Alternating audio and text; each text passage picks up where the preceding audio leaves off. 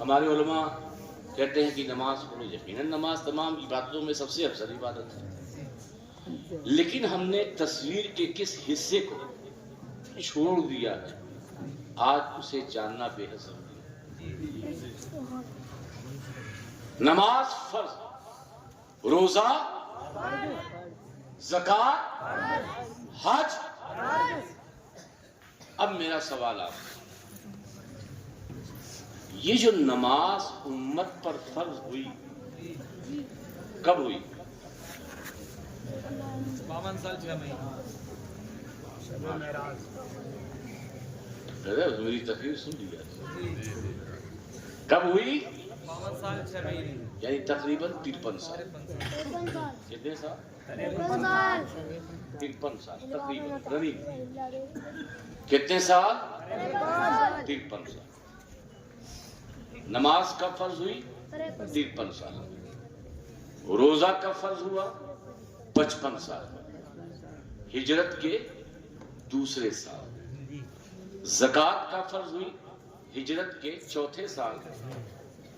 ہجرت کے چوتھے سال، 57 سال کی عمر۔ حج کب فرض ہوا؟ ہجرت کے چھٹے سال یا 7ویں یا 9ویں سال، یعنی جب میرے آقا کی عمر 60 سال۔ پوری توجہ ہے؟ توجہ ہے؟ نماز فرض ہوئی 53، روزہ فرض ہوا 55، زکوٰۃ فرض ہوئی 57، حج فرض ہوا 60۔ امت پر نماز 53 میں فرض ہوئی، مگر میرے آقا صحابہ کرام نماز پڑھتے تھے، مگر فرض امت پر 53 میں سے۔ اب میرا سوال ہے یہاں پہ علماء کی موجودگی میں، کیا 52، 51، 50، 49، 48، 47، 46، 45، 44، 43، 42، 41 اور 40 اعلان نبوت کے بعد ان 13 سالوں میں میرے آقا نے نماز کی دعوت دی ہوگی؟ نہیں دی، کیونکہ نماز امت پہ فرض ہی نہیں۔ امت پر نماز 53 سال فرض، اعلان نبوت سے لے کر 13 سال، بلکہ زندگی کا کل 53 سال نہ نماز فرض، نہ روزہ فرض، نہ زکوٰۃ فرض، نہ حج فرض۔ جب یہ فرائض تھے نہیں تو میرے آقا نے تبلیغ کس بات کی؟ توجہ ہے؟ تبلیغ کس بات کی تھی؟ نماز کی تو تبلیغ کی نہیں ہوگی کہ نماز پڑھو، اللہ نے فرض قرار دیا ہے۔ رمضان کا روزہ رکھو، اللہ نے فرض قرار دیا ہے۔ مالک نصاب دو، زکوٰۃ دو، صاحب استطاعت ہو، حج کرو، کیونکہ یہ فرض ہی نہیں تھے۔ جب یہ فرض تھے نہیں تو اعلان نبوت سے لے کے 13 سال اور زندگی کے کل 53 سال میرے آقا کی تبلیغ کیا تھی؟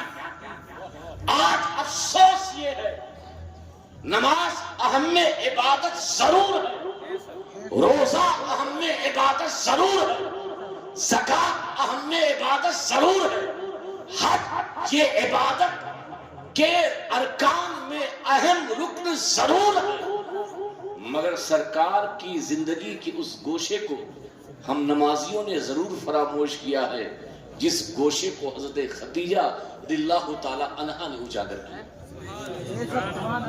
حضرت خدیجہ کے پاس سے وہی نازل ہوئی، سرکار آتے ہیں، بدن کپا رہا ہے، حضرت خدیجہ نے سے کہا کہ کمبل اڑا دو، میرے آقا نے کمبل اڑا دیا۔ ابھی حضرت خدیجہ کو پتہ نہیں ہے کہ یہ نبی ہے، حضرت خدیجہ کو پتہ نہیں ہے کہ یہ نبی، نبی کو تو معلوم ہے کہ میں نبی ہوں، مگر بیوی کو پتہ نہیں ہے کہ یہ نبی ہے۔ اس وقت جو حضرت خدیجہ نے بات کہی تھی، کہا میرے سرتاج، آپ کو اللہ تعالی ضائع نہیں کرے گا، ہلاک نہیں کرے گا، رسوا نہیں کرے گا، کیونکہ آپ کے اندر 7 خوبیاں ایسی ہیں جو اس روئے زمین پر کسی کے اندر نہیں ہے. سبحان اللہ سبحان اللہ. خوبیوں میں جو حضرت خدیجہ نے سب سے پہلی خوبی بیان کی کہ اے میرے سرتاج میرے خاوند، آپ کے اندر جو سب سے بڑی خوبی ہے وہ یہ ہے کہ اگر 2 دل آپس میں الگ ہوں، جدا ہوں، دور ہوں، دشمن ہوں، مگر مصطفیٰ آپ نے اپنے قدموں کی برکت سے انہیں دوست بنا دیا. نبوت 13 سال ادھر 53 سال اگر نبی کی زندگی کا ماں حسن نکالیں گے، بلکہ پوری 63 سالہ زندگی میرے نبی کی اس بات پر تھی اگر دل جدا تھے مصطفیٰ نے ایک کیے، اگر دشمن تھے تو دوست بنائے، اگر وہ قبیلوں میں اختلاف رکھتے تھے ایک گھاٹ پر پانی پینے کے لیے تیار نہیں تھے، مگر مصطفیٰ نے اپنے قدموں کی برکت سے انہیں ایک گھاٹ پر پانی پینے کے لیے مجبور کیا. جو قبیلے دوسرے قبیلے کے گردن کو اتارنے کے لیے تیار تھے وہی دوسرے قبیلے کی گردنوں کے حفاظت کے ضامن بن گئے.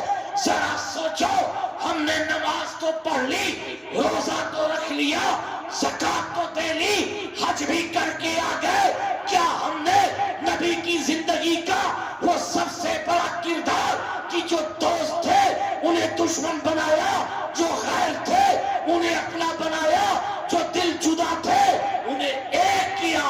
ارے ہم نے نماز تو پڑھ لی مگر لوگوں کے دلوں کو دکھاتے ہیں. سبحان اللہ سبحان اللہ. جی بے شک حق فرما رہے ہیں حضرت جی، حق بات ہے، بے شک بہت خوب. ایک بات بتائیں، نماز پڑھتے ہو تو کس کا فائدہ؟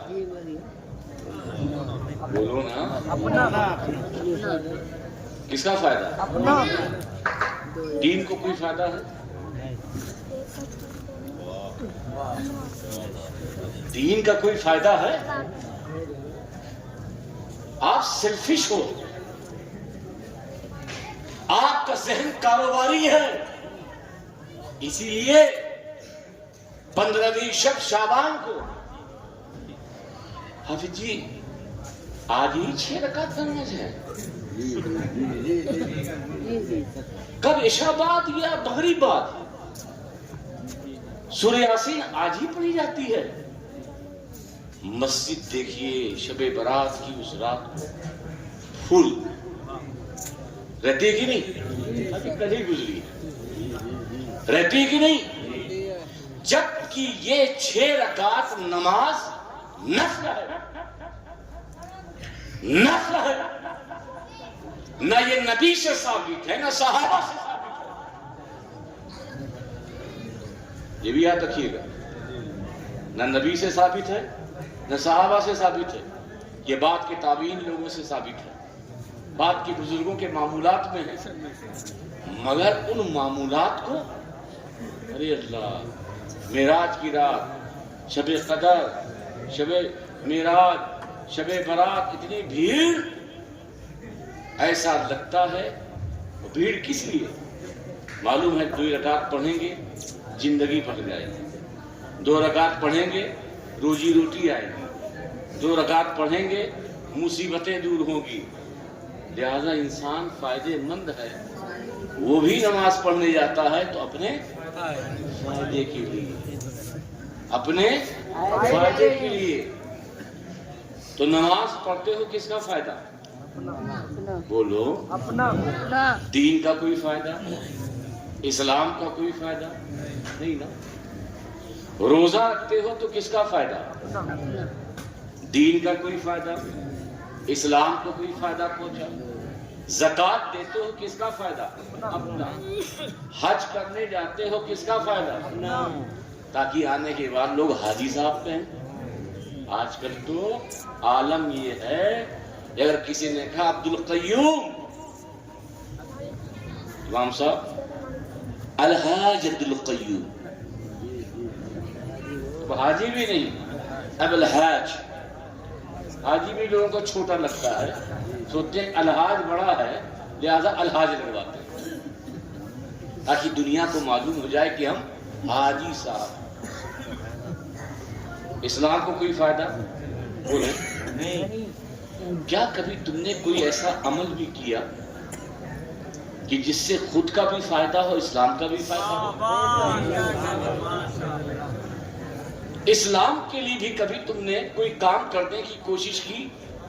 نماز پڑھو گے تمہارا فائدہ، جنت ملے گی، روزہ رکھو گے تو جنت ملے گی، حج کرو گے تو جنت ملے گی، زکوٰۃ دو گے تو جنت ملے گی، لیکن اگر تمہاری زندگی نبی کے سیرت، نبی کے کیریکٹر، نبی کے سنتوں پہ گزری تو جہاں تمہیں جنت ملے گی وہی مذہب اسلام کا فائدہ بھی ہے کہ جن گلیوں سے تم گزرو گے کہے گا وہ کتنا اچھا مسلمان ہے، نظریں جھکا کے چلتا ہے، کتنا اچھا مسلمان ہے، جھوٹ نہیں بولتا، کتنا اچھا مسلمان ہے، کبھی چغلی نہیں کرتا، کتنا اچھا مسلمان ہے، کبھی حسد نہیں کرتا، کتنا اچھا مسلمان ہے کہ وہ مسلمان اتنا اچھا ہے ماں باپ کا کہنا مانتا ہے، کتنا اچھا مسلمان ہے صلہ رحمی کرتا ہے، کتنا اچھا مسلمان ہے پڑوسی کا حق ادا کرتا ہے۔